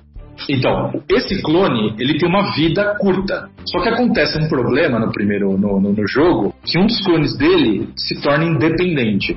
E aí, resumindo a história pro final, esse clone dele, você joga metade do jogo, parte do jogo, não chega a ser metade, com os sticks mesmo, e a outra metade você joga com esse clone dele. Esse clone dele vence ele no final e mata ele. Então, na verdade, a história do primeiro Sticks mostra a morte do Sticks. Só que esse que é o lance que é legal. Ele morre e o que acontece? Ele vira o Sticks. Porque, na verdade, o termo Sticks pro universo do jogo é o único Goblin inteligente e o suficiente para ser esperto como um ser humano. Porque os Goblins são burros. Pela história do conceito do jogo, tá? Eles exigem um comando de um ser superior. Então sempre vai existir um Sticks, que é um Goblin superior. O segundo jogo é contando uma nova história baseado no segundo Sticks, no cara que sobreviveu no final. Entendeu? Os caras realmente aprofundam a história em cima do Sticks. Que aí, tipo, eu não terminei ainda, tô bem perto do final, aí não vou soltar spoiler também, que não faz sentido, mas aí você vai se convencendo que esse realmente é o Sticks. Mas a mecânica é parecida. Cara, é a mesma pegada, cara, é stealth, você ou você passa escondido por cima ou pelas sombras, ou você vai matando os caras. Mesma pegada, é aquela pegada de um jogo mais parado, só que assim... E melhorado. Cara, muito. Bem mais rápido, cara, com visual bem mais bonito, cara, os cenários não são repetitivos como era no primeiro, você tem uns cenários maravilhosos, cara, que vai desde castelo elfo a castelo medieval humano, cara, você tem umas áreas muito legais. Então assim, a variação de cenário e a história é bem melhor contada, porque o primeiro, você tem 25 horas de história que é contado, cara, facilmente você conseguiria fazer um jogo de 8 com essas 25, entendeu? Os caras alongaram demais, por isso que o jogo acabou se tornando repetitivo. O que não é o 2. O 2 a história vai desenrolando muito bem, pelo menos até o momento que o estudo está maravilhoso. Mas, cara, é um jogo que passou despercebido por muita gente e vai passar despercebido. Só quem gosta realmente de jogo stealth, assim, tem aquele cara que... Tipo aquele cara que é fanático por jogo de corrida, que sempre que sai um novo ele compra, o cara vai falar, putz, é um jogo novo de stealth, qual que é? Ah, o Sticks, putz, deixa eu comprar. Que é esse o caso. É que a gente tem um fanático de corridas. Opa, aí sim, hein? O Brambila mudou. Ah, sim, tá na Califórnia, eu sei, sim. Exato, exatamente. Hoje, ele postou no grupo que ele comprou um Xbox. Eu vi! Ele vai voltar, talvez comece a participar mais com a gente. E vai ser legal, porque ele é um parado por corrida, tá? Sim. Ele é o cara. Eu gosto de corrida também, cara. Eu tenho um problema sério nisso aí também. Eu gosto muito. Eu entro de cabeça em muitos jogos, por exemplo, Forza mesmo, Forza Horizon. Forza Horizon principalmente, cara, eu fiz 100% do mapa lá. Eu adoro. Uau, 100% do mapa Eu não sei se vocês sabem, eu tenho 190 mil de conquista, né? Eu sou um jogador mesmo, não é? Sim, é um jogador de muito tempo também, né? Exato. O Xbox, acho que eu fiz 8 anos de live agora, 8 ou 9. Preciso melhorar meu game score, porque tá feio Eu tô com 62 e tô com 4 anos, mas calma, é um bom número. Não é, eu sei que não é um número ruim. 15 mil por ano, aí você tá fazendo mais de 1.000 por mês, tá bom, pô. Tem jogos que eu pego e detono rapidinho, e tem jogos que eu demoro mais um pouco. Mas essa coisa de fazer 1.000 por jogo não é muito minha praia. Eu gosto. Por exemplo, eu acho o desafio legal. O que foi? Eu acho o desafio legal você pegar as conquistas dos jogos. Eu acho também. Mas eu acho que tem jogo que, cara, que não dá. Por exemplo, Forza Horizon, o 3, eu fiz 100% no jogo, mas eu não fiz 1000G. Porque tem coisa lá, cara, que vai desprender muito tempo. Eu já tinha terminado. Aí eu acho que se torna meio maçante. Mas tem jogo que eu fiz com grande prazer 1000 pontos. Um dos jogos que eu fiz 1000, que é da Sony, é o Sherlock Holmes novo. Não sei se vocês jogaram, tem. Eu joguei o... Não. Um pouquinho, mas o novo eu só vi o lançamento. Chama Sherlock Holmes and the Devil's Daughter. Cara, assim, não sei se você gostou. Teve um Sherlock Holmes também que foi dado na live, se não me engano, o anterior. Isso que eu joguei. Então na verdade, imagina, esse não é o primeiro. Acho que se não me engano, esse seria o 4º ou 5º. Eita! É que essa série começou lá na geração velha. Acho que começou primeiro ainda de PC, e depois é a mesma empresa que vai fazendo. Ele já foi distribuído pela Focus, foi distribuído agora pela Big Bang, por aí vai. Então, assim, esse foi o primeiro jogo, acho que, da Sony que eu fiz 1000G. Cara, é um puta tira. Eu adoro investigação, né? Então, assim, né? Por isso que eu tô falando. É complicado eu botar numa balança o amor pelo jogo e o trabalho, porque eu gostei muito do jogo também. Então, assim, eu acaba não sendo muito político falar do que eu tô falando, que eu falo que eu adorei o jogo, né? Mas, beleza. Essa coisa que você falou de você fazer os 1000G foi o que me aconteceu no ano passado. Ano passado eu fui fazer uma conquista do Motorsport 6. Tá. E eu fiz a conquista de todas as corridas. É bem longo, né? Longo pra caramba, são mais de 200 corridas. É verdade. Sem contar apresentações, né? As exibições, que tem as Endurance. Sim, pois é, que são, cara, longas pra caramba. Teve uma que deu 2 horas e 50. É normal. Uma corrida. Pois é. Uma hora que eu tava com vontade de jogar o controle na televisão de ódio. De ódio de mim, cara. Eu dava ódio de mim, tipo assim, porra, não mereço isso. E aí, por falar, na questão da conquista, Julião, você tá crente que você vai ganhar 1500G, né? Antes fosse assim, não é mesmo? Ganhei 50G por tudo. Todas Sim. as corridas, todas as enduraces, todas as exibições. Eu falei, não, tá de sacanagem. Isso era pra valer metade de 1000. Mas você deve ter ganhado um daqueles símbolozinhos dele lá do jogo que você ganha, né? Aquelas tagzinhas. Você deve ter ganhado uma que só você tem, cara. Parabéns. Não, tem assim, quando ele jogou lá na tela, eu acho que ainda não tinha rara, né? Ainda, não tinha rara. Mas... Não existia aquele negócio de abrir o cristalzinho lá. Mas provavelmente eu tenho uma quantidade muito mínima de gente que fez isso, que é absurdamente longo. O tempo que eu perdi só jogando essa parte do jogo, se eu tivesse assim, focado pra fazer em outros jogos, dava pra, eu acho que dava só nessas corridas de Endurance, dava pra me ter feito toda a série da Telltale. Verdade. Dava pra fazer todos da Telltale aí, brincando. Verdade mesmo. E assim, facilmente, acho que o único da Telltale que é difícil abrir as conquistas, se eu não me engano, é o Game of Thrones, né? Ele não é meio fácil, assim. Eu joguei o primeiro capítulo, só o primeiro capítulo. Eu gostei muito, bem interessante. Eu fiquei curioso para conhecer o restante, para saber as possibilidades da história, porque eu terminei o primeiro capítulo e, foi de uma forma bem bizarra. E é bem pouca conquista que apareceu. Aí fiquei imaginando, assim, as coisas que você tem que fazer para conseguir alcançar tudo. Olha, eu joguei Walking Dead, foi meio facilzinho. Você terminou o jogo, você tem né? O do Batman também foi muito. Adorei jogar esse jogo também. É bem simples, acabou, tá lá das conquistas 1000. Agora o Game of Thrones, eu tava dando uma olhada na relação, parece que é um pouquinho bem complicado, um pouco mais demorado, não são tão generosas quanto os outros jogos. Sim. Ele tem umas pegadas, umas coisas escondidas pra você fazer os 1000 pontos nele mesmo, isso é uma realidade. Aí sai um pouco da facilidade do filme, do jogo historinha, né? Tipo, sim. Não é que eu seja maluco de dizer que eu não gostei de jogar Batman e ganhar 1000 assim fácil. Mas é que às vezes fica tão fácil que fica até meio sem graça. Mas assim, pelo menos você tem um motivo duplo aí, né? Assim, o Batman, você tava no Batman da Telltale, né? Sim. Uhum. O Batman da Telltale, eu não joguei ele inteiro, eu joguei acho que o primeiro e o segundo capítulo, cara, eu tô gostando muito. Eu joguei todos. Genial. Talvez na promoção agora seja a hora, né? Porque parece que ele tá no meio da lista da promoção aí, vamos lá, né? Tá. Lista tá sim. De primavera aí, então eu vou aproveitar a hora, vamos embarcar nessa, né? Já que tá em promoção tem que comprar, né? Então assim, agora eu devo fazer 1000, mas cara, tô adorando o que eu vi, ele vale a pena, ele é um jogo que é gostoso de você jogar até o fim, exatamente, que ainda você tem um bônus duplo aí, né? Você ganha ainda 1000G, né? Eu tô com vontade de jogar novamente porque eu quero ver assim, fazer as outras opções de escolha para ver o rumo que a história vai tomar.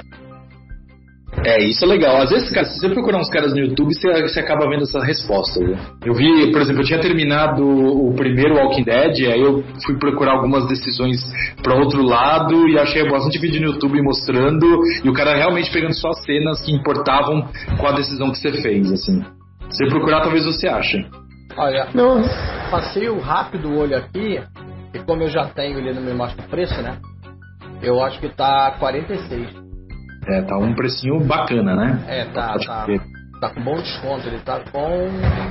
Achei 40%, né? 50 pra quem... 50? Maravilha, maravilha. Pra quem é gol. Maravilha. Então dá pra jogar. Esse eu joguei todo, mas assim, eu gostei. Mas aí eu falei uma vez eu não sei como que eu tava conversando, que eu falei que eu não gostei do jogo pela história do jogo. Meu lado purista ficou assim meio... Que Batman é esse? Você tem aquele 10 segundos assim pra aceitar que é um Batman diferente do que você lê, né? Como é o jogo da Warner, né? Sim. Mas o jogo da Warner é bem... Podemos dizer que ele é bem mais perto da realidade Batman. Tá. A Telltale, ela deu um as a World aí legal, né? Ela abriu um mundo totalmente diferente do Batman. Sim. Vai ganhar uma planetinha daqueles dos 52 que tava vazio. Eu achei interessante. Eu também assim, estranhei no início que eu joguei, me perguntei, nossa, que Batman é esse? Mas ficou legal a proposta, porque o jogo se propôs assim, o universo que ele acabou criando ficou bem interessante. Eu esperaria no futuro ver assim, lançar outro jogo, o desdobramento, a evolução dos personagens que acabaram aparecendo. Não, entenda bem, eu não disse que o jogo é ruim, né? Não, eu sei. É que o lado purista, que é só um pedaço uma das minhas 38 personalidades diferentes, falou, epa, que Batman é esse? Mas assim, no geral, o jogo é muito legal, muito bacana, ganha uma nota muito boa, se eu gostasse de dar nota. Então, mas aí voltando sobre esse papo de jogos mais exclusos, por exemplo, a gente lançou até o primeiro, você mesmo falou, vocês foram os primeiros a testar o Sniper Elite 4, né? Sim. O Sniper Elite mesmo é um título, cara, que ele tem uma base de fãs grande, né? Tá. Mas ele não é um título que todo mundo tá na lista de compra, né? Assim, o resultado dele pra gente foi muito bom, está sendo muito bom, porque, cara, ele é um título maior, mas ele é um título que passa obscuro. E aí, cara, é uma coisa que eu falo, a diversão que aquilo traz, a diferença de jogo que aquilo traz, que a gente tá esperando sempre um jogo de tiro ser um jogo de tiro. E ele é um jogo fora disso, né? É um jogo pra você jogar com calma, não é um jogo pra você jogar correndo. É um jogo. Porém, se você jogar correndo, dá também, né? Dá, concordo. Porque é um jogo ágil, você consegue correr com o seu personagem, esconder no matinho, correr, subir, tal, fazer mil coisas, né? Mas a ideia do jogo é você incorporar a ideia do sniper, né? O cara que não respira. Sim. É o cara que tá deitado no mato, o adversário, o inimigo, né? Adversário, guerra, né? Inimigo, para do teu lado, urina na tua cabeça e você não se mexe, né? Sim. Coisa de sniper, cara. Esse foi um que eu descobri por acaso. Um amigo meu me emprestou o Sniper Elite 3 e foi assim, o tempo que eu fiquei com o jogo eu me diverti muito jogando. Ele é um arcade, né, cara? Assim, a gente até colocando simulação e arcade, ele é um arcade, cara, ele é um jogo sem compromisso, você não vai ter uma parte de uma extrema dor de cabeça, cara. Basta você ir no ritmo normal, você consegue fechar o jogo na boa, não é uma coisa absurdamente difícil. Exato. Exatamente. É um jogo que tá na minha lista dos próximos. Vai gostar bastante, cara. Vai gostar bastante mesmo. Com certeza, tenho certeza disso. Porque, como eu tô o mais distante, eu e o Julião, né? Somos os mais distantes do eixão, a gente sofre pra fazer qualquer coisa, né? Pra ir na BGC, que a gente voltou agora, esse final de semana. É verdade, lá no Rio, né? Só 2 passagens de avião, né? Uma ida e uma volta, né? Então, assim, o meu semestre é assim. O meu semestre está ficando assim. É uma BGC e uma BGS. 2 jogos em cada semestre, porque senão a conta quebra, né? Sim. A casa cai e não dá mais jeito, infelizmente, é verdade. Até, obviamente, a gente começar a fazer dinheiro com o nosso amor. Quando o amor gerar dinheiro, que aí começar a gerar patrocínios e coisas do tipo. Aí facilita mais pra gente, pra todo mundo ser feliz. Sim, concordo.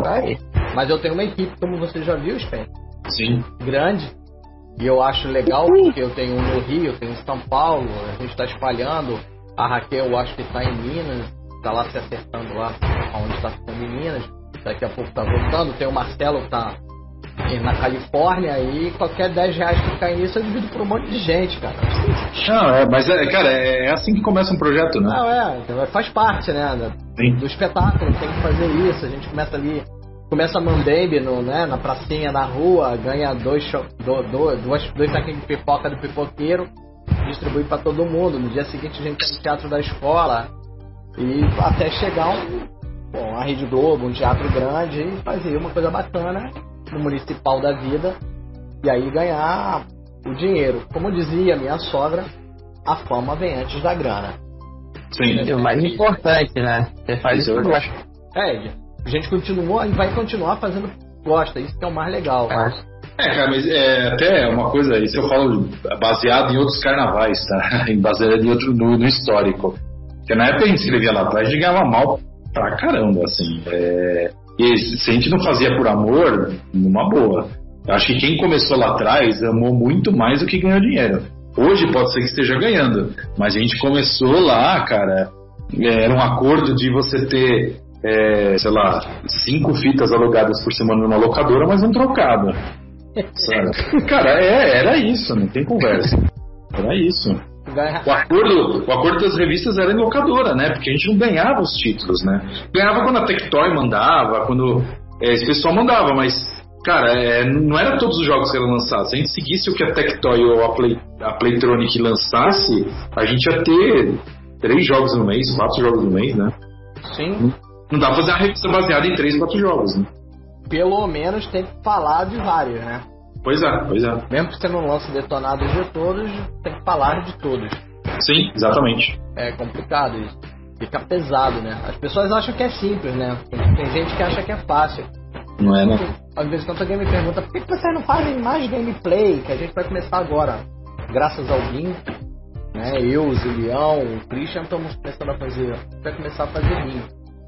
E com isso movimentar mais a gameplay. Se bem que a gente não é muito de gameplay, aquela coisa de faz o gameplay, dá nota, faz review, não. A gente gosta de jogar o jogo e falar o review, mas assim, não é aquela coisa que tem que fazer e dar nota. A gente dá opinião sobre o jogo.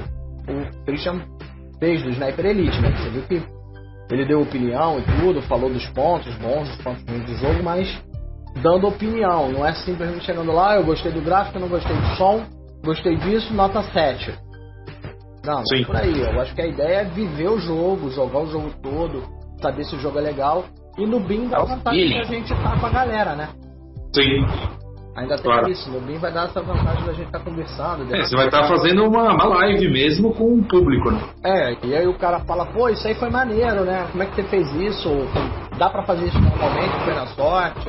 É difícil tu conseguir esse item, e aí é o que a gente pretende fazer. Bacana. Então, obviamente vai ficar muito mais interativo por causa do BIM, né? Isso vai ser muito legal.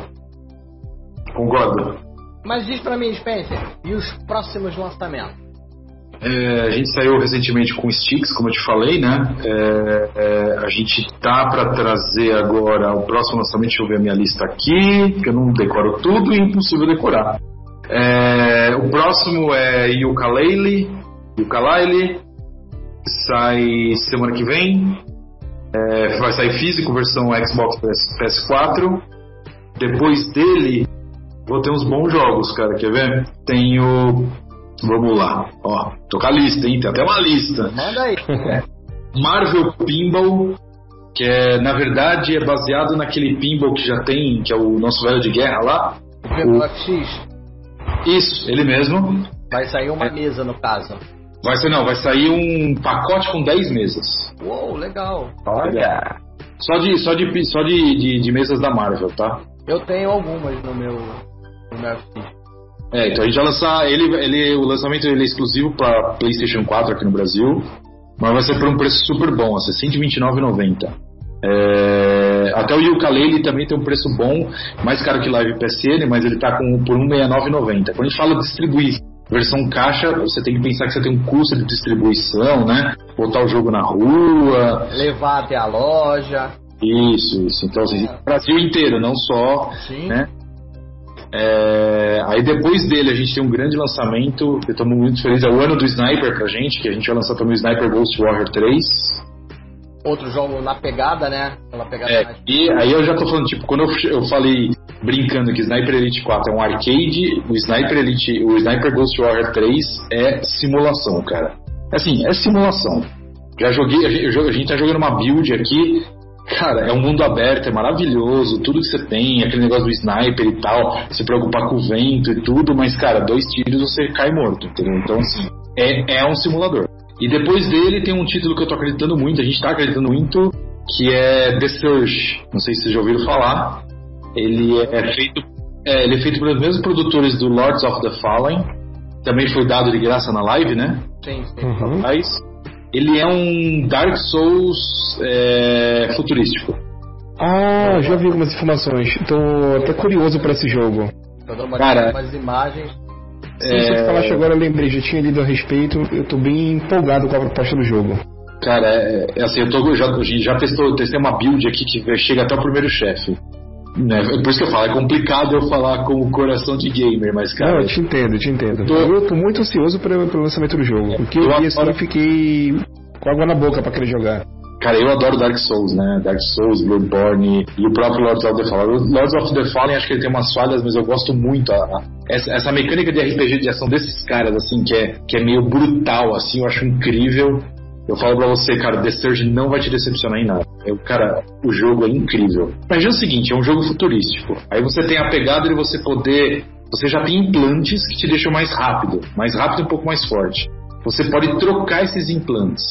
Na hora que você tá batendo no inimigo, você mira a parte que você quer bater do inimigo. Então assim, por exemplo, se o cara tá com uma arma que você quer... Você mira pra dar finalização na arma, no braço dele que tá a arma, você corta o braço do cara fora e pega a arma pra você, cara. Nossa, fantástico. É tipo meio o VAT do Fallout 3, né? Cara, exato, seria isso. Só que imagina isso num RPG que você troca o foco quando você tá batendo. Porque assim, o inimigo, vamos pensar que o inimigo seja mais ou menos como você, um personagem humano com aquela armação metálica, tá? Sim. Se, por exemplo, o cara tiver sem capacete, o ponto fraco do personagem é a cabeça. Então ele já te identifica isso de longe. Você tem seus implantes, você consegue ler isso. Então você bate na cabeça, mas você fala, putz, eu queria muito essa serra que o cara tá segurando na mão. Cara, mira na serra e pega. Você arranca o braço do cara, pega a serra pra você. Cara, ele já começa assim, a mecânica de jogo, em vez de você ser... Por exemplo, você pega Dark Souls, você tem a porrada forte e a porrada fraca, né? Esse jogo você não tem isso. Você tem batida horizontal e batida vertical. Então dependendo da arma, o forte e o fraco mudam. Se você pegar uma arma mais leve, às vezes você bater na vertical é melhor do que bater na horizontal, é mais rápido, entendeu? Então dependendo do inimigo também muda a pancada. Às vezes ele apanhar na horizontal é melhor do que apanhar na vertical, porque o ponto fraco dele é assim, ou ele desmonta mais fácil assim. Então você tem, cara, os caras conseguiram pegar a mecânica de Dark Souls e reinventar, cara. Só que assim, é a mesma pegada. Circula o inimigo, bate nele do ponto fraco, pega ele por trás e toda a mesma coisa. Só que você tem que imaginar isso com essa pegada futurística, com implantes e tudo mais. Cara, é demais. Demais. Sim, sinceramente, eu duvido que as pessoas não vão gostar disso. Tô falando, eu já fiquei empolgado. O que foi?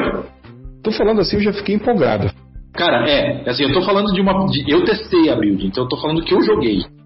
Lembra assim um Shadowrun, aquele RPG? Cara, lembra. Vamos pensar assim até. Cyberpunk, né? Ele tem uma pegada assim, qual que é a pegada? A história do jogo é num futuro não muito longe, onde existe uma empresa chamada Cree, e essa empresa ela está trabalhando para reciclagem de certos materiais no mundo, porque o mundo está muito sujo, etc. Então é uma empresa até com uma pegada boa. Só que a empresa, na verdade, é uma máscara, assim, não é uma empresa tão boa, porque ela pega as pessoas e transforma as pessoas nesse... Quando você vai trabalhar, na verdade, já até num contrato, assim, você vira meio que uma meio homem, meio máquina. Então, assim, a pegada dele... Que jogo que tinha isso? Eu acho que... A gente pode falar de Fallout, tem isso, ou até esses Call of Duty mais médios, aí você tinha aquela parte de implante que você andava pela parede e tal. Pensa isso, tá? Então você ficava ficando mais forte e assim, você já começa no jogo já sendo superior. Você já é mais... Você seria mais superior que um humano normal. Você já é mais forte e mais rápido, tá? Baseado nisso, cara, você vai expandindo isso. Então assim, você vai colocando armadura. Em vez de você colocar armadura como um Dark Souls, você coloca a parte de cima, não, você coloca a armadura do braço esquerdo, que pode ser diferente da armadura do braço direito. Se o braço direito é seu braço de pancada da arma que você está segurando, você pode proteger melhor o braço esquerdo e deixar o braço direito mais rápido. Então tudo isso vai balanceando no personagem, cara. É bem louco, de verdade, é bem louco. Legal. E aí esse fecha a sua lista? Ou tem mais? Então, fecha a lista mais próxima. Esse jogo sai em maio, sai dia 19 de maio. A Sony Music ela tem um ótimo acordo de relacionamento com certas empresas. Então a gente se dá muito bem com Big Bang, que é a produtora do WRC e do Sherlock Holmes. lançado recentemente o Too Dark. A gente ajudou os caras a lançarem o Too Dark, mas a gente não tem participação com o jogo só digital. Não sei se vocês ouviram falar, Too Dark é dos criadores do Alone in the Dark. Alone in the Dark, um dos criadores, né? Tava Dos cabeças do primeiro Alone in the Dark. E baseado nessas empresas, então a gente tem Focus Home, que é a empresa do The Surge, a empresa dos Sticks, a empresa do Farm Simulator. Você tem Sold Out, que é a empresa do Sniper Elite, a empresa do Yooka-Laylee. A gente tem a Big Bang, que eu já falei, WRC e o Sherlock Holmes. E aí você tem também THQ Nordic, que é Darksiders, que é nosso também, Darksiders o 1 Remaster e o 2 Remaster é nosso. E mais outras coisas, não sei se vocês chegaram a jogar um outro desconhecido que a gente lançou no final do ano, cara, que é o jogo perfeito de cooperativo, é aquele Warhammer Vermintide. Não sei se vocês jogaram. Eu ouvi falar nele, o pessoal tava dizendo aí que... Cara, ele é um Left 4 Dead. 4 pessoas correndo até o final da fase. Em vez de ser zumbis, são ratos gigantes, que é baseado no universo do Warhammer, né? Então você tem esse título também deles. Essas 4 publishers a gente trabalha, a gente não pode falar que tem um contrato de exclusividade, porque não tem, mas a gente trabalha com eles. Quando eles lançam jogos, eles lançam esses jogos com a gente. Pro fim do ano, a própria Focus já oficializou alguns títulos, então você pode garantir que é nosso. É o Vampire, que é feito pelos criadores do Life is Strange, né? Life is Strange, jogo lindo, muito bom. Cara, mas vai ser na pegada do Life is Strangers? Não, cara, não. É um RPG ação de vampiro no século XVIII, tá? Puta, velho, vou querer jogar isso. Assim, vou te jogar um spoiler só pra você ficar com mais vontade, hein? Imagina o seguinte, você tem uma cidade. Aí você é um vampiro, você precisa se alimentar com sangue, certo? Se você se alimentar de uma pessoa que faz parte da história, você altera toda a história do jogo. Porque você que massa. Pessoa, certo? E sem saber, né? Sem saber. Então assim, você tem que escolher muito bem as vítimas, etc. E além disso é um jogo de ação. Então assim, acho que depois daquele Vampire Masquerade lá da Activision, lançado sei lá quantos anos atrás, acho que talvez seja o primeiro grande título de vampiro aí. Olha, melhor que o Bloodline, não achei. Isso. Muito bom. E aí depois aí tem o Call of Cthulhu também, que é terror, pegada de Resident Evil aí, um survival horror, também da Focus. Da Big Bang já é esperado provavelmente um novo WRC. O 6 foi muito bom, eu duvido que vocês tenham jogado. Pra quem gosta de simulador de carro, cara, eu acho que o jogo não decepciona. E eles têm, a Big Bang tem um grande título esse ano, o Outcast. Vocês lembram do Outcast? Outcast, não. Outcast é um jogo do Mega Drive? Não, era um jogo de PC de 99. Eles pegaram umas pessoas-chave do time de desenvolvimento e estão fazendo meio que não vou falar bem um remake, tá? Mas ele é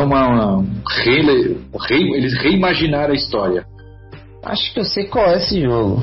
Ele chama Outcast Second Contact, eu acho. Rapaz, eu tô olhando aqui a capa do jogo. É um cara de laranja, né? Exatamente.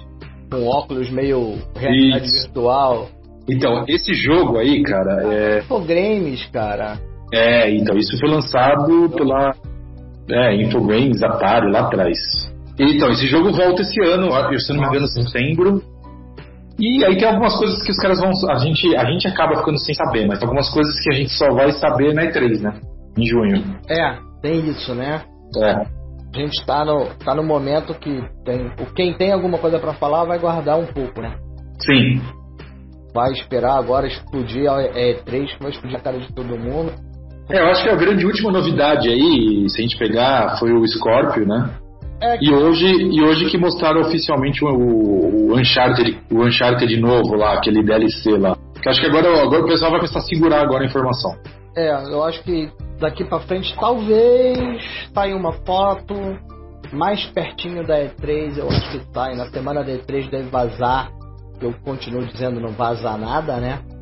Sim, pois é. Ser mais do que eu talvez possa ou não possa dizer isso. Eu não posso dizer, talvez por falta de conhecimento, mas eu acredito que é mentira também.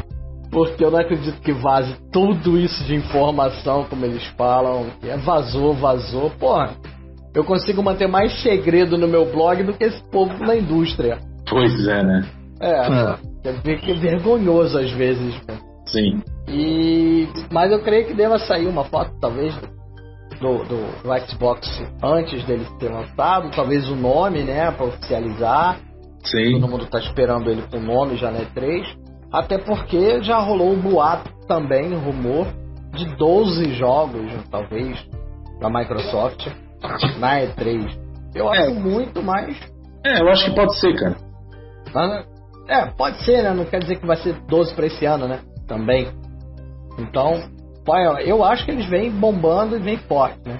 Vêm gastando dinheiro, coisa que eles não falta, né? Sim, sim. Mas, Spencer, diz uma coisa, você trabalha na linha só de games, né? Só departamento de games. A Sony Music, ela possui um departamento de games que é completamente fora de música. A gente não tem nada a ver com o Roberto Carlos, não tem nada a ver com o Nego do Borel, nada disso. Mas o Roberto Carlos tá na Sony? Pelo que eu sei, sim. não é o tipo de música que eu ouço, eu até brinquei, mas pelo que eu sei, sim. Você não consegue um convite pra gente ir no barco pra assistir o Caramba, do Roberto. Poxa, eu imaginei que o cara ia uma sinuca de bico e pedir um jogo de brinde, o cara já pede um convite pro barco do Roberto Carlos. Eu aceito um jogo. Olha, eu acho difícil, viu? Eu acho difícil.